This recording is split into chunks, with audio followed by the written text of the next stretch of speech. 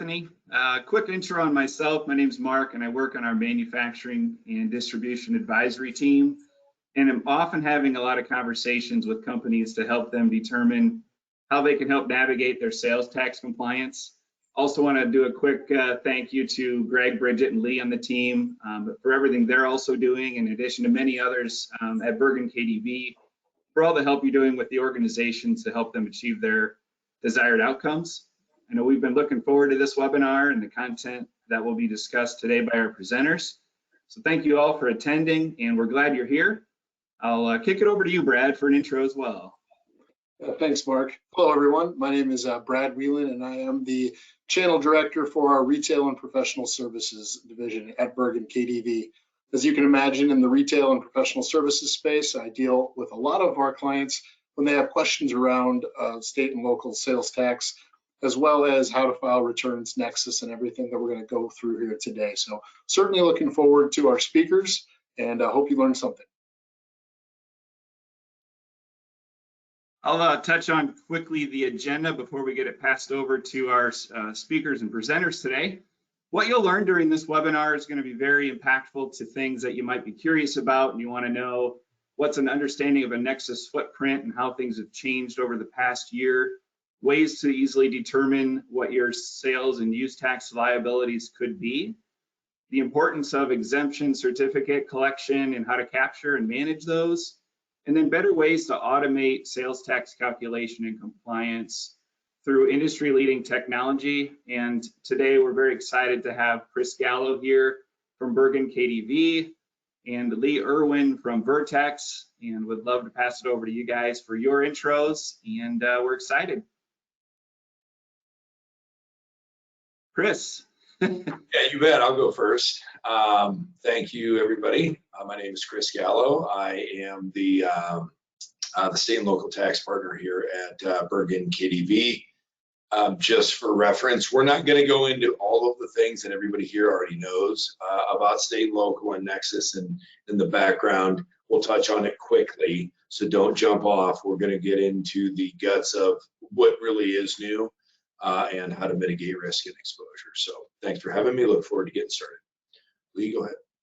Yeah, thanks, Chris. Lee Irwin. I work with Bergen and other CPA firms in the CPA.com channel, mostly focusing on small and mid-sized businesses, which I should define. In Vertex parlance, a small to mid-size would be up to $1 billion. So mostly those size companies. I do demos on a daily basis, multiple different demos, and explaining our product and getting comfortable with the integrations to our product and explaining how those work.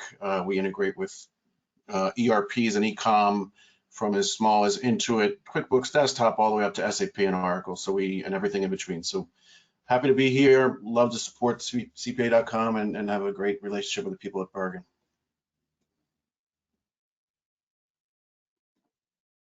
All right, so let's jam. We'll get through this here. Like I said, a little bit of a refresher course. Feel free to fire away any questions in the chat. Mark or Brad, go ahead and interrupt at will.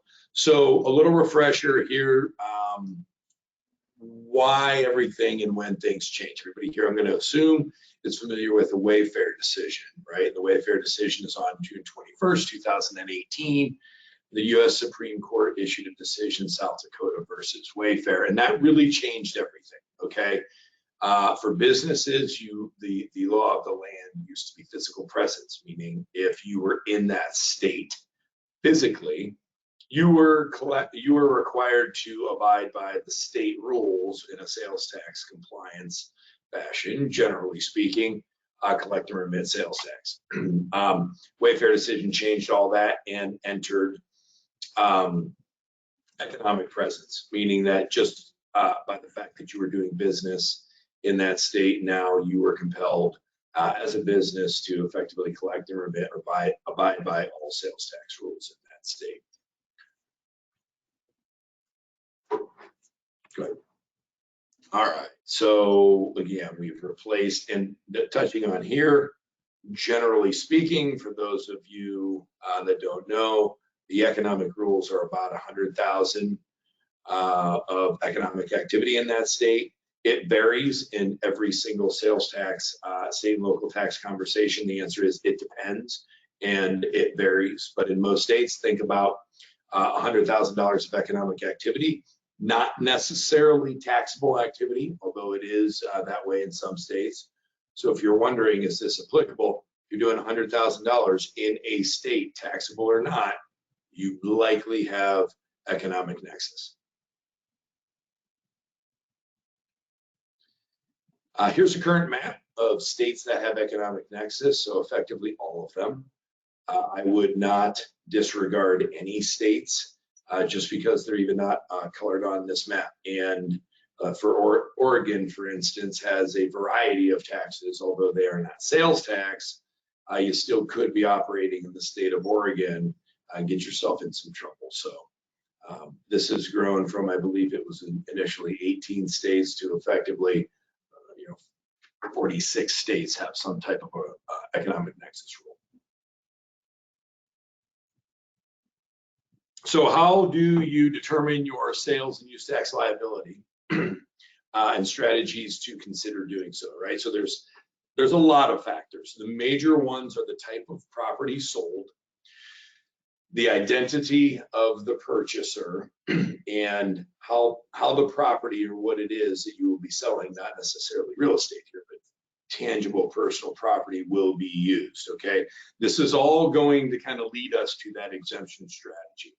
And really what we have found is the misconception and then thus the growing exposure. So I'm gonna walk you into obviously what to do, but what we're gonna do here is talk about what is taxable, why it's taxable, the things that you need to think about in determining tax, how the sale is made, and then how to get yourself out of hot water if you find yourself there. So with each of these types of factors in the sale, the property, the purchaser, and how it will be used, there's exemption certificates for those, or there are possible exemption scenarios where you would not be required to collect the tax.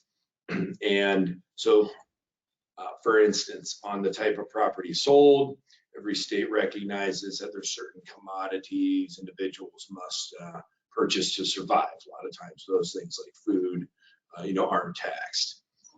There's taxable exemptions potentially based on the type of the purchaser.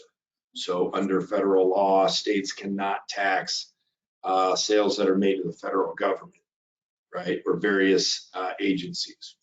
However, in a perfect sales tax scenario, that's very narrowly defined in some states. In other states, it's more broadly defined. So the type of the purchaser is something that as a business, you need to recognize whether or not you should be charging sales tax.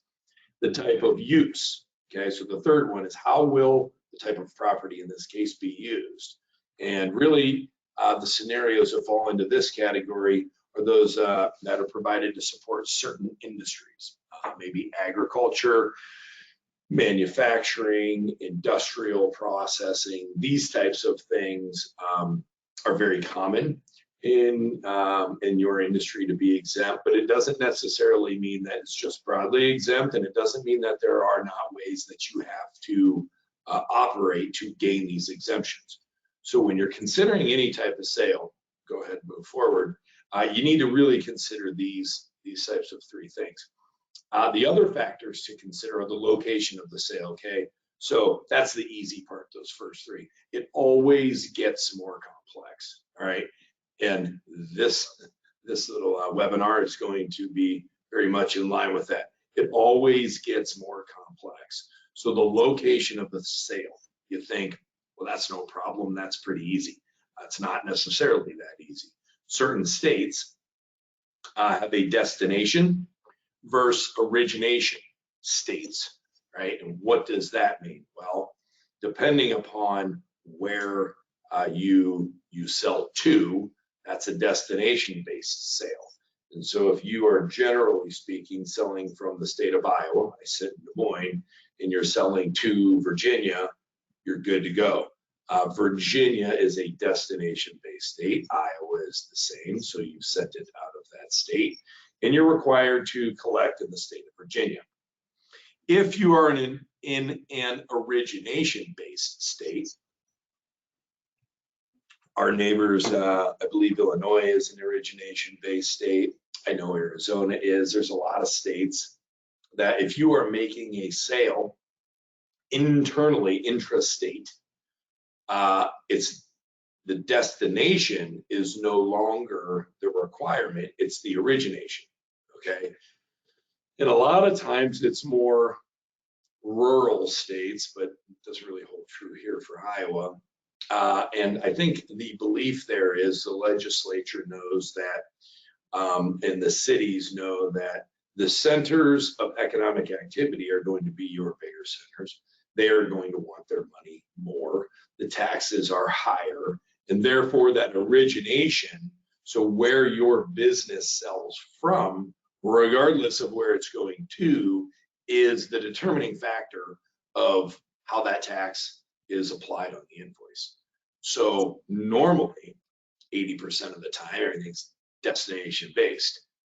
99% of the time, the businesses that we see, if they're collecting at all, it's destination based.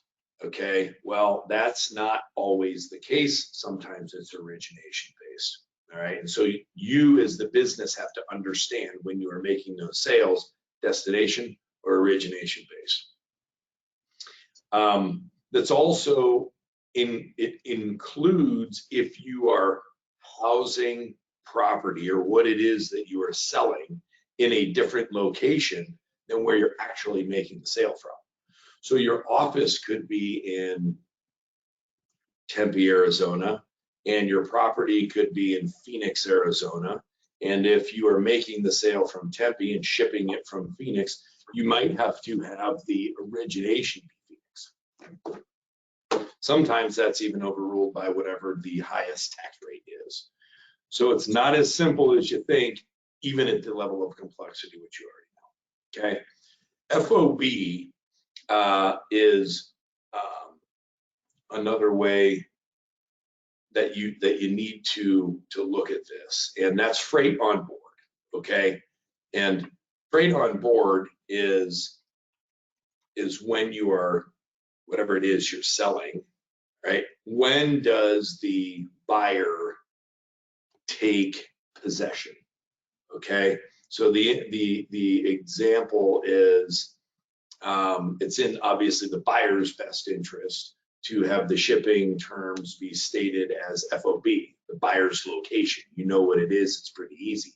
Or FOB destination. So if the buyer is headquartered in Minneapolis, Minnesota, for instance, the terms would read FOB Minneapolis.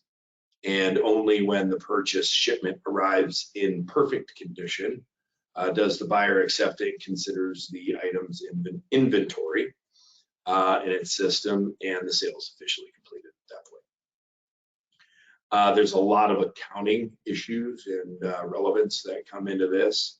So these are other things that you need to think of course, when you're applying tax. Other terms are FAS, FCA, DES, EXW, I'll quickly go over. Free alongside, which means that the seller must deliver the goods on a ship, pulls up next to another ship. It's close enough and they can offload. There is a sales tax component to this. Generally, that's at sea, so you don't have to worry about it too much. But if you are handling goods like this or selling them, you could. Free carrier. Free carrier means that the seller is obligated to deliver goods to an airport or a shipping port where the buyer has an operation and can take delivery. So if you're you're the seller and you're sending it FCA to a port and then it's going somewhere else, obviously you don't have any requirement for a sales tax because it's going to Los Angeles and then on to somewhere else. DES is delivered ex ship, which requires the seller to deliver products to another port where the buyer will take delivery upon arrival. And depending upon what that buyer, where it's going, Could be on a rail station, so it could be in the United States, could be overseas to a port, like I had said, to Los Angeles, and then there are differing tax implications on all of these. So these are the things that you need to continue to consider. EXW is it only requires the seller to get products ready to be shipped at the location. It's Ex Works is what that means. The buyer is responsible for making any arrangements for the shipment, for the pickup of the goods. This is very advantageous to the seller. So it's kind of think like at your dock. The sale is officially ends once the seller has put it on the truck at the dock to be loaded. No matter where else it goes, the buyer then assumes all risk of the product, and the taxability would generally be in that case at the dock. Okay, so it would be in your normally your home state. Okay, the type of sale is very interesting too, and this is getting more and more complex. Lease and rental, lease or rental is a good example. Many states consider sales tax, okay, or rental tax or lease tax to be one and the same thing or different, okay? So if you're leasing an item, it could be at a different rate. If you're renting an item, it could be at the exact same rate, but filed on a different return. Or it could be exactly the same, and it could depend on which county in said jurisdiction of state that you're actually operating in. And when we get to exemptions, you need to make sure that you have the right exemption certificate based on, is it a rental, is it a sale, could it be a lease? All of these things need to really come into play. You've got to have a sure understanding of what you're doing. Otherwise, in an audit, exposure comes up and there's minimal ways out of it. We'll go into a few. Finally, a couple of other sales, these excise taxes that are going on. A good example is a tire tax or a cannabis tax, or who knows what other taxes are being applied out there. And as professional as we all are, I guarantee you there's no firm in the world that knows off the top of their head exactly how all taxes are applied in every single rural jurisdiction. So lots of things to consider. Also very, I should say applicable for everybody in a business to understand how you're operating in each state and local jurisdiction and what type of taxes are applicable. Move on. So what are we seeing? Audits are increasing. It's an absolute fact. In every single state, audits are increasing. And there's a number of ways that this is happening and reasons why. Technology is getting better. It used to be in the olden days back, I can remember the whole way back to 2019, 18 or 17 even. Back in the day when the Department of Revenue tax income didn't talk to sales tax. Same department, must have been on two separate sides of the floor. They didn't talk to each other. And therefore, the returns never crossed over, okay? That's in the same state and jurisdiction. Now, and so certainly states were not sharing information. Now, internally in the Departments of Revenue, income is talking to sales tax. And if you're making a sale in that state, right, you're happily selling, but not properly collecting and remitting sales tax, even a zero return, income, figuratively speaking, says, hey, sales tax, we got an issue here. You ought to check this out. Very easy way to trigger it. Of course, it's with technology is how they do this, but they're actually really able to scrub their own data. So if you're seeing an income tax return come in because you're playing by the rules on income and you're not playing by the rules, there is no corresponding sales tax, you've got a problem. Same in the other states, okay? So let's say that it doesn't matter, we can pick two, we'll pick New York and California. It happens to be very applicable. They're sharing the information, okay? So California is more than happy to share their database of companies with New York, who is more than happy to swap their database of companies now because technology is able to consolidate all of this information, and they're doing so. Okay, so now it's like, oh, well, this is interesting. These businesses are operating in your state. Never thought of that. We'll scrub it against our list. Hey, look at that. There is some corresponding. Or they might just send you a letter. We don't have any information in New York about XYZ company, but they're on California's list. Let's send them a letter. Let's see if they're doing any business in our state. And more often than not, somehow or another, you get the old exploratory questionnaire, and you can't lie on those.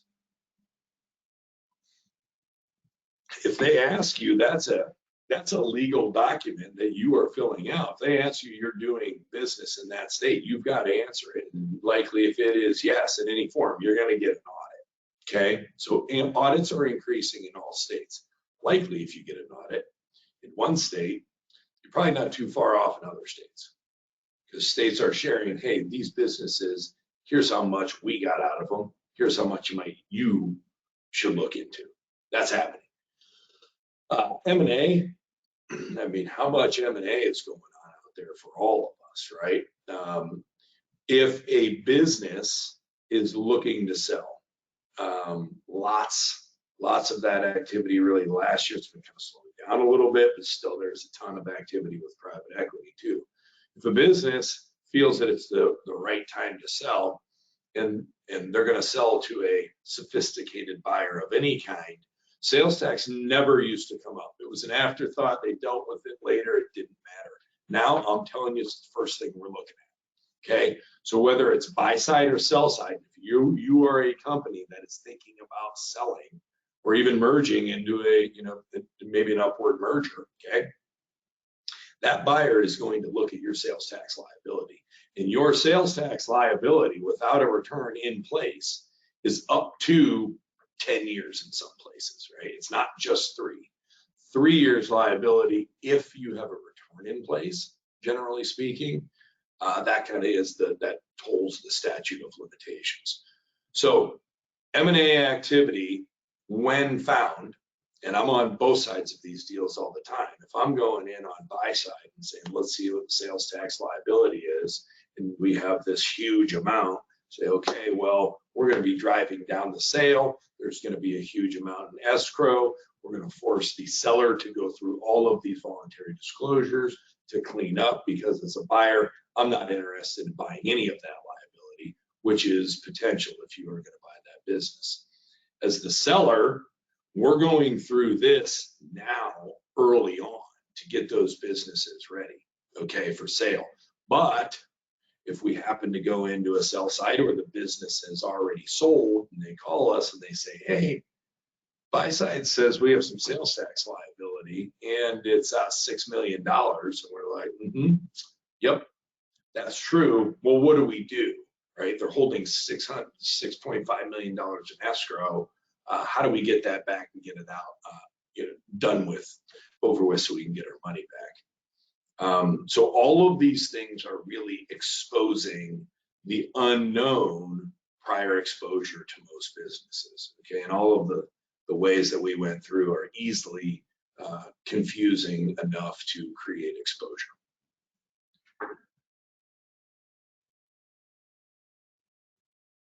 So what do we do? I got $6 million in exposure, and it happens all the time that the manufacturer says, well, I don't really have that exposure. I sell to resellers, or I sell to end users who are exempt. And I said, well, that's fantastic. Let's get the exemption certificates out, and we'll reduce all your sales to 0.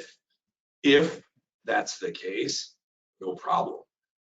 We have 0 returns that you've been filing. You have all of your exemptions in place. Not a big deal. The next time that happens will be the first time. So that never, ever happens. The books are never as clean as they thought, or anybody has thought. And the exemption certificate management really is the most complex part of all of this. So the exemption certificates are where we go first. If we're going to do a voluntary disclosure to the state, where we go to the state and say, hey, we should have been filing, we should have been collecting, but we haven't been, and we owe you $100,000. We've done the audit. Normally the state says, sure, okay, thank you. Show us your information. It's a self-audit. We do that and we're good to go. If we start from a position of, hey, look, we need to get under voluntary disclosure.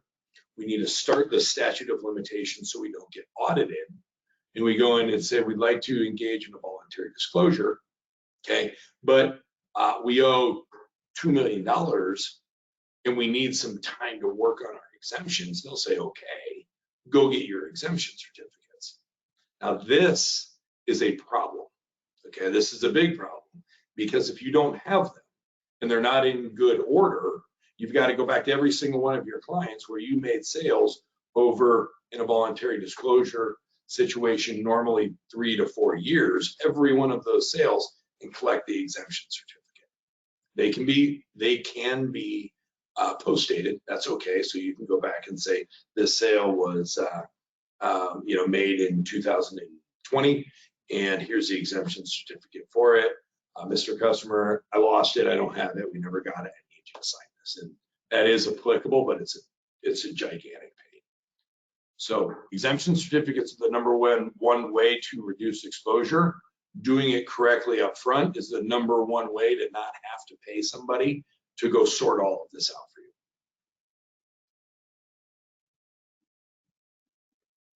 It's not exactly that easy, okay? So the exemption certificates, there are 50 states and easily that many exemption certificates. So every state handles their own certificates in a variety of different ways. The one we've got up here is Iowa, fairly simplistic. It's cut up a little bit. It doesn't look exactly like this. But the commonalities that you'll see here is there always has to be the purchaser and there always has to be the seller. Names, addresses, as you go down, you have to have your exemption certificate numbers. You have to fill out every checkbox on either side appropriately. They have to be dated. They have to be signed. You can't just pick one, sign it, and hope it works, okay? Exemption, in this case, the instructions are half a page. The law is thousands of pages, so you better hope you get it right. Sometimes it's not that hard, but other times it can be very complex. This is just Iowa.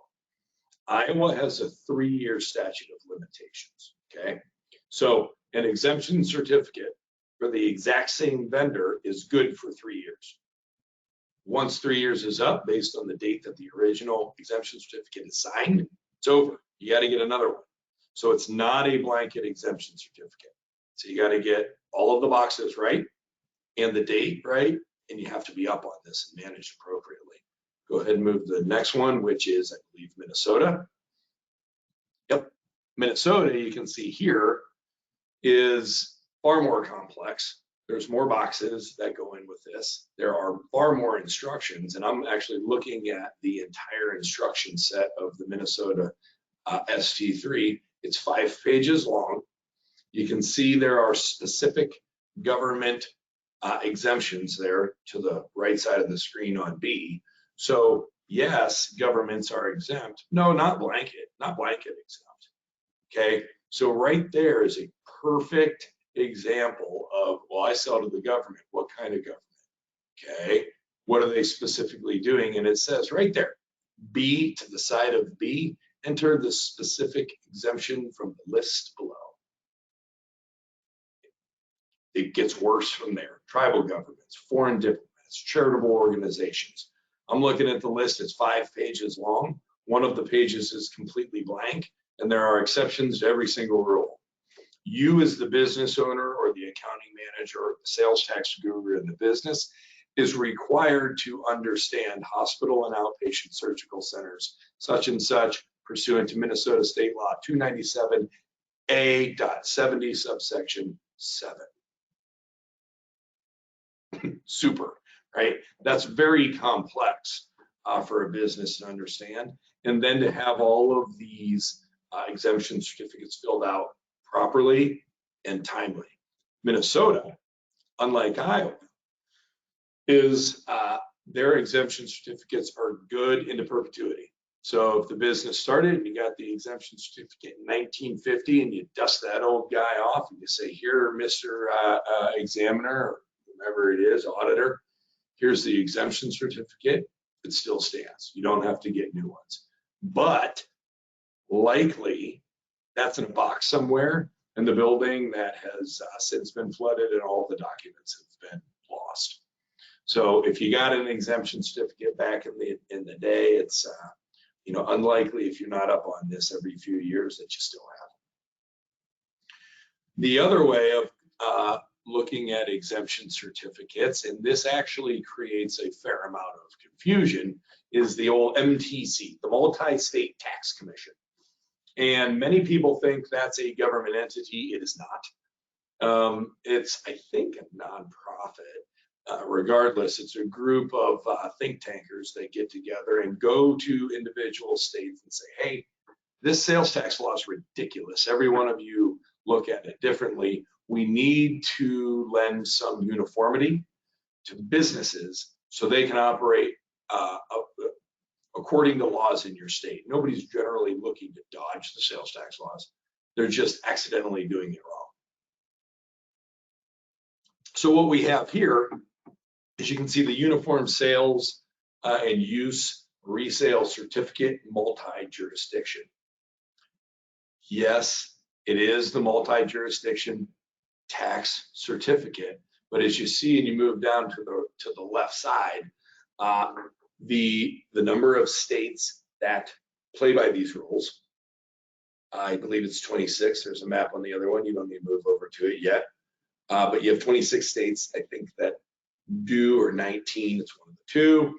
But you have to be registered in that state, okay? This is really just a repository for you to store all of your exemption certificate numbers, okay? The registration seller permit IDs.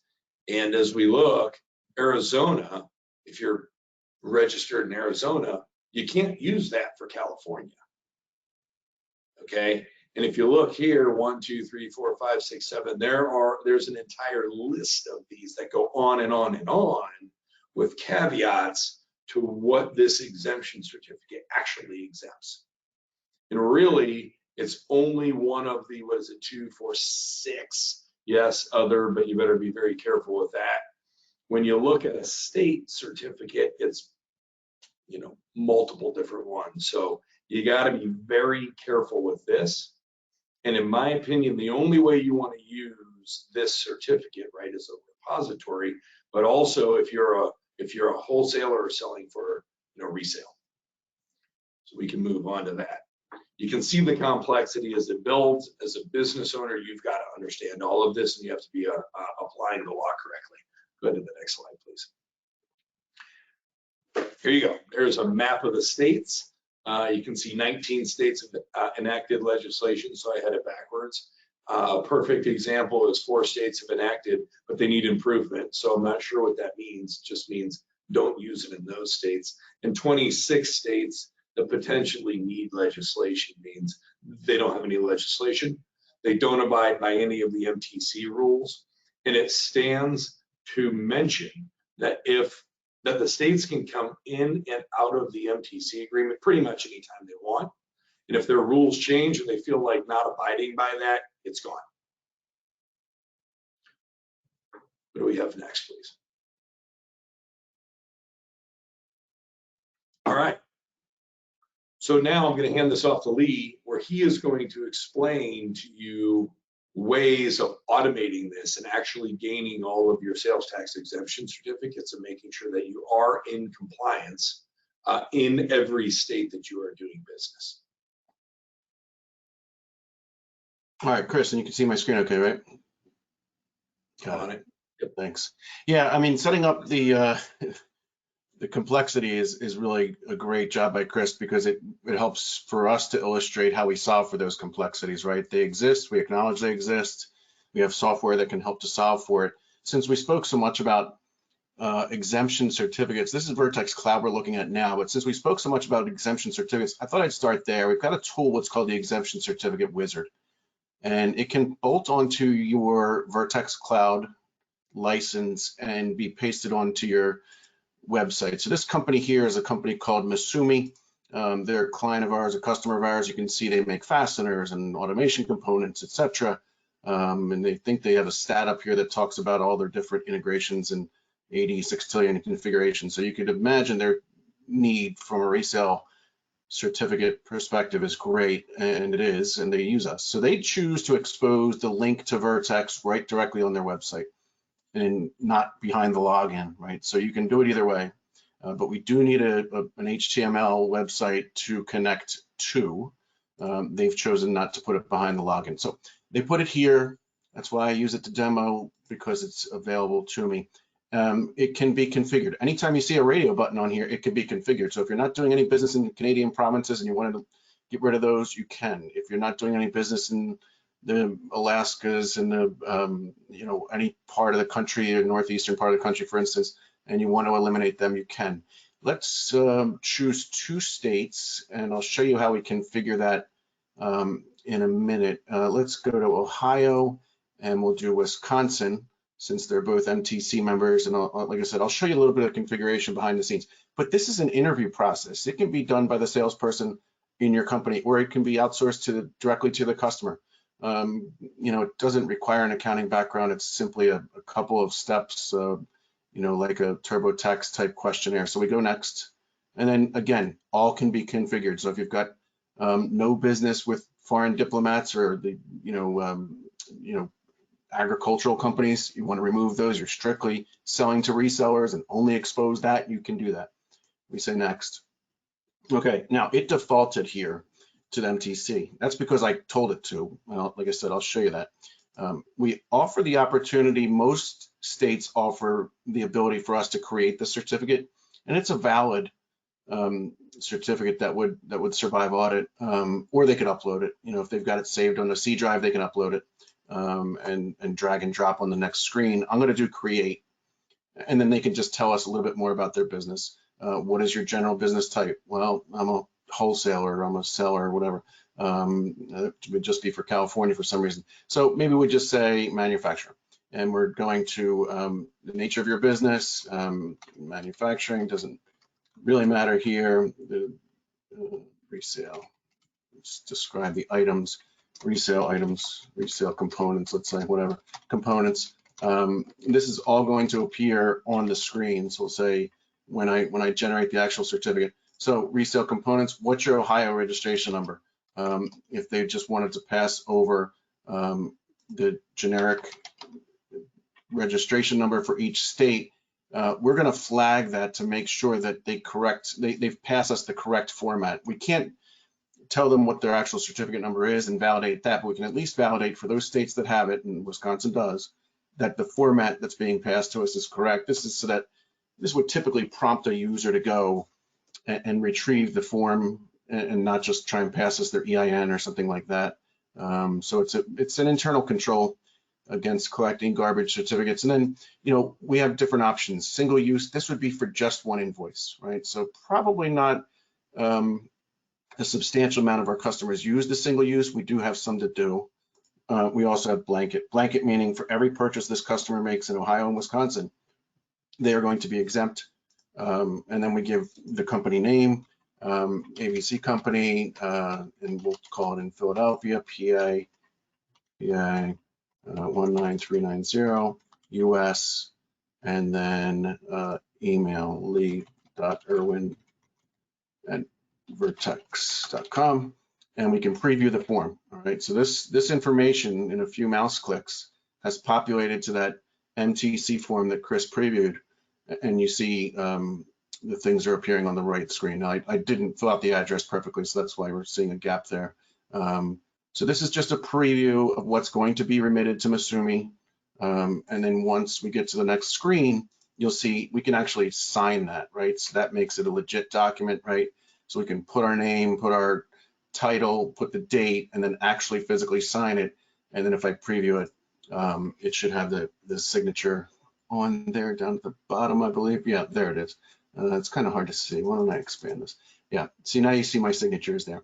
And so this is going to survive audit. This is 100% defensible document from an audit perspective. So that's one way that we can solve for that. I don't want to submit this because Masumi doesn't need any spam from me, so I'll exit that.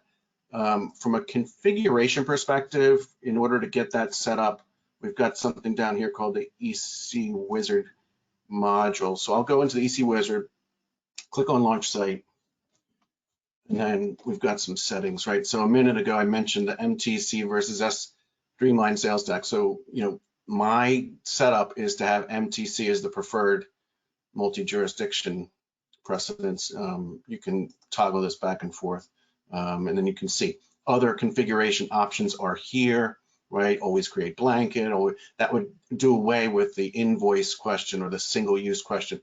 A lot of these questions are designed to make it so that you don't get additional questions. The point of automation is it should be intuitive, and maybe invoice level question is not as intuitive as blanket. So maybe you want to check this to avoid having those kinds of questions and take full advantage of automation. So that's good. You can search your sellers list. I mentioned you can configure anything with a radio button, so we could uncheck all of these, Canada, US, etc. Exemption types are configurable as well. We have these out of the box, and you can uncheck or check whatever you want to do. So some pretty good stuff there from a certificate perspective. If you choose not to license the Wizard, and it's not an expensive, well, I guess everything's relative, but it's only, I think, $1,500 for a year. If you don't want to license that, you don't have to. You can simply use our return or certificate repository. So over here, by the way, if I submitted that to Masumi would go in here and see something called pending certificate, and it would be 1. And they'd see an MTC with Wisconsin and Ohio from Lee, and then they could approve or reject it. So that's where that certificate gets submitted to. And then once approved, it goes into active, and then it's listed here. So 2 different ways to put an exemption in place. 1, call the customer exempt. That means that everything that you sell to them across the fruited plain is going to be exempt. Good option, I guess, but not great, because as Chris mentioned, with the rise in audits, we're seeing reporting capabilities come to be much more important than they once were. So reporting meaning we want to tailor make our report to answer specific questions and not expand the scope of the audit. And so if you were to just put something called exempt and have them exempt across the United States, that's great, except when you want to run a report for just that one Connecticut audit, then it becomes a problem. So I would say a best practice would be to call the result taxable, with the exception of the certificates that you've set up, in this case, PA, Kentucky, and Illinois. And you can see the scoping concept is here as well, right? It's a scope, that interview question that was asked earlier. So, conceptually the same exact thing. The difference is not an interview process. You just have to add it by clicking through. And then you can store images out here, right? So you can, view the image, upload the image. No requirement to store the image, but you can. So if you do have it out here, you can view it, you can run a report off of it, and it's going to be potentially useful down the road. Of course, it opened up in my other screen. But anyway, it would look something like this, which I think I found on Google. But anyway, you'd see that a certificate would appear on your screen. Also, last piece on the certificate side, if I go into Illinois, there's now 10 states, there, the expiration date. There's 10 states as of my last research that I did as of September 30th of last year that are requiring renewals, right? Have renewal requirements. Now that number may have changed, so don't hold me to it, but like Illinois is an every 3-year state. Florida's every year. And so, some customers get private letter rulings that indicate they don't have to go out and renew every year in Florida, and they can store that as an image so that the PLR is out in our repository. But this expiration date is meaningful for 2 reasons. One, if I try to transact a business against transact business against Illinois for this customer, it would now tax it because it's expired. And the quickest way to get a refreshed certificate from a customer is to send them tax on an invoice they're not used to having. But that's because they didn't answer our calls for resubmission via the wizard, right? So the expiration date does two things. It prompts the end customer to submit a new certificate, and two, it gives you advance notice, the user advance notice, 60 days advance notice to go out and collect new certificates. So we send you an email, November 2nd, I guess, every year, and say the following certificates are expiring as of December 31st.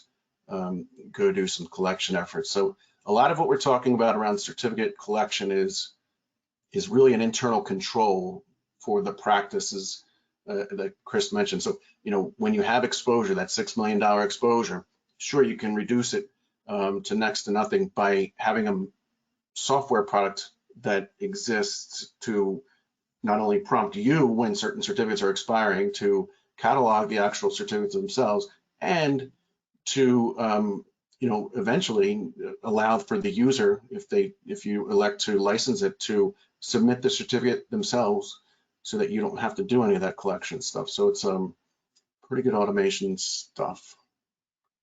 We have about 15 minutes, good time. Okay, yeah, I used to work at a glass company. So we used to, if you know anything about manufacturing glass, you have to use a large amount of platinum to stir the tanks because platinum doesn't melt that easy.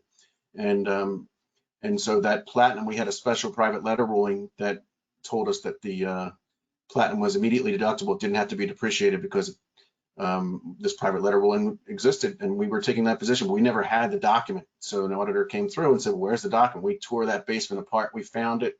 I pasted it everywhere in hard copy and in soft copy. So it's never going to be lost again. But understand the importance of having these documents and having the software and internal control against that kind of fire drill is so important. We have registration. So, okay, registrations, this is where you're registered, right? So this company is in Houston, Texas. That's what's going to be on the front page of the tax return on the Vertex side. Their EIN, they're a SaaS-based company. It doesn't really matter their industry. But we can go in and look at some of the states that have more complex filing requirements. Alabama, for instance, Colorado, Louisiana, they have dozens and dozens of returns that could potentially need filing. So if you've got a client or you are a customer that has exposure in Colorado, Louisiana, Alabama, those are the three that generally cause the most pain points for our customers, right? So you can see, look at all the forms in just at the county level in Alabama, and then you've got district level as well. So all these forms are set up the same way in Vertex. It's by just going in and putting in the registration number, filing method, and filing frequency.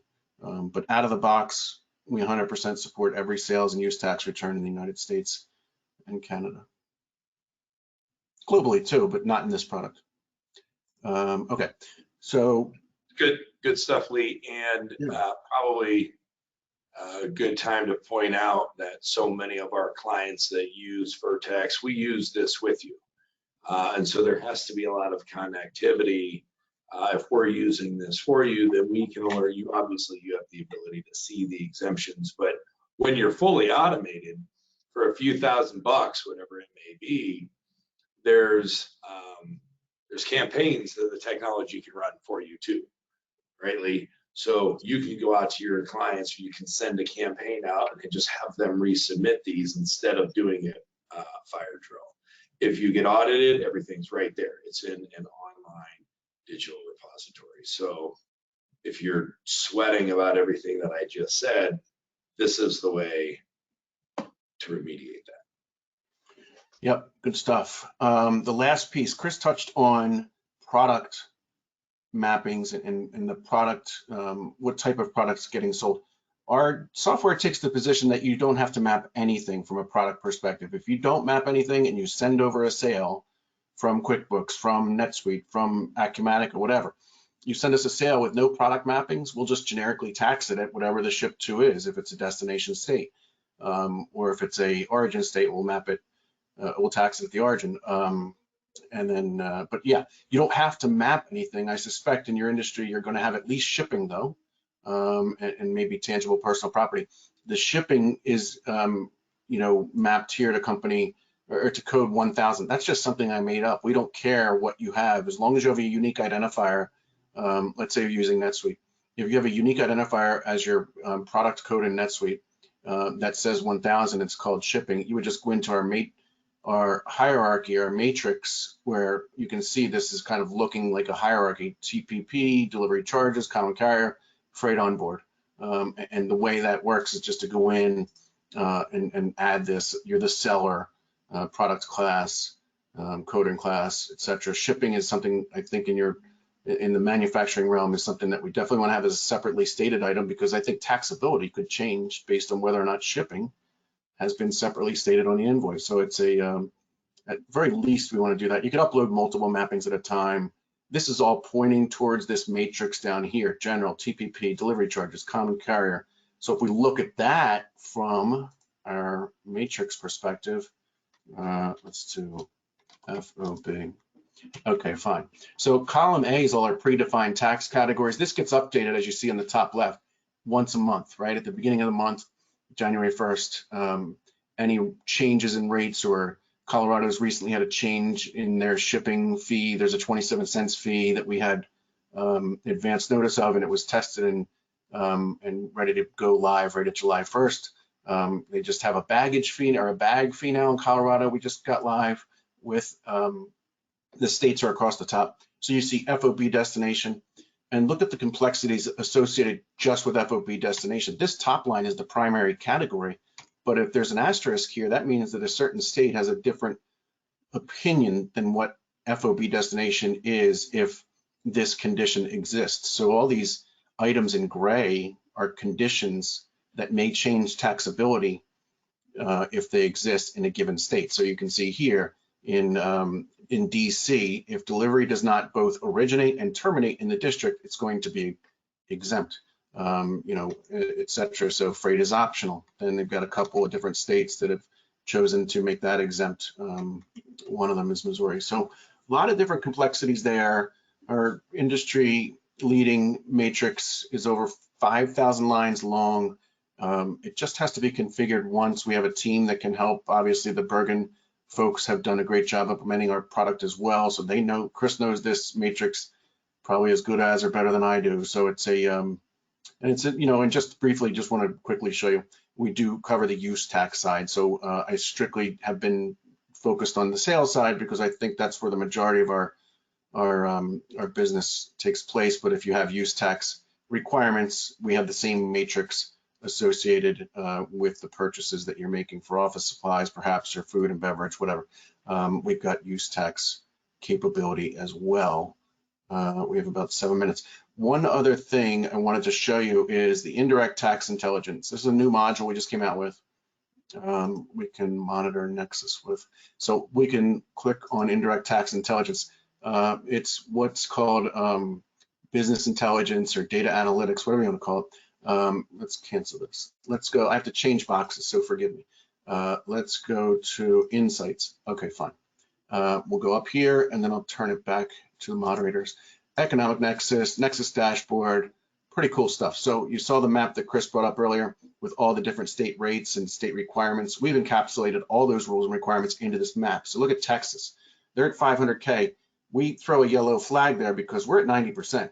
And we're measuring, by the way, we're measuring gross sales, and we're measuring that for the last 12 months. This is Texas's rules, not mine, not for Texas. So this is Texas rules. They're looking at gross sales last 12 months. Florida are looking at taxable sales prior calendar year.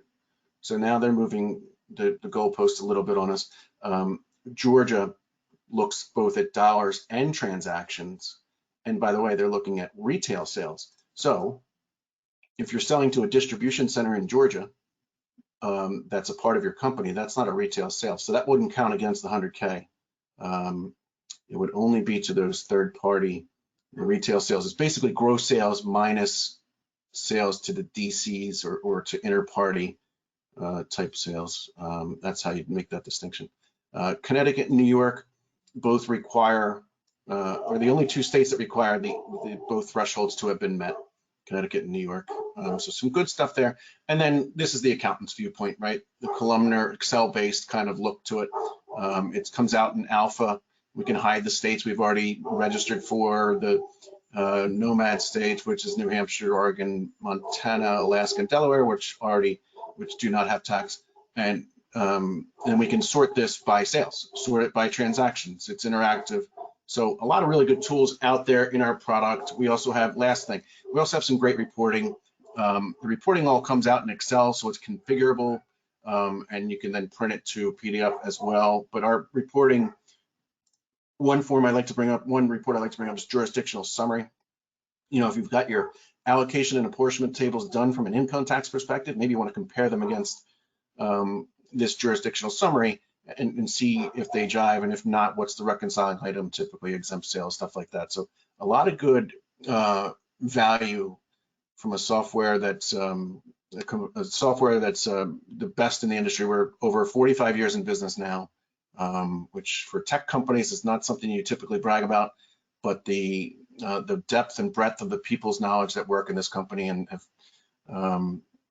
you know, and it's how it's manifested itself in the software is really something to be proud of. So any questions? Happy to support in the last 5 minutes. Yeah, good stuff, Lee. I don't know if anybody on here has heard of Amazon, but Vertex powers sales tax calculation for Amazon. And I think all of the top 100, if not most of the top 100 companies like to say, when Amazon, FedEx, and UPS all come to my house in the same day, I've hit the trifecta. Happens, but doing the sales.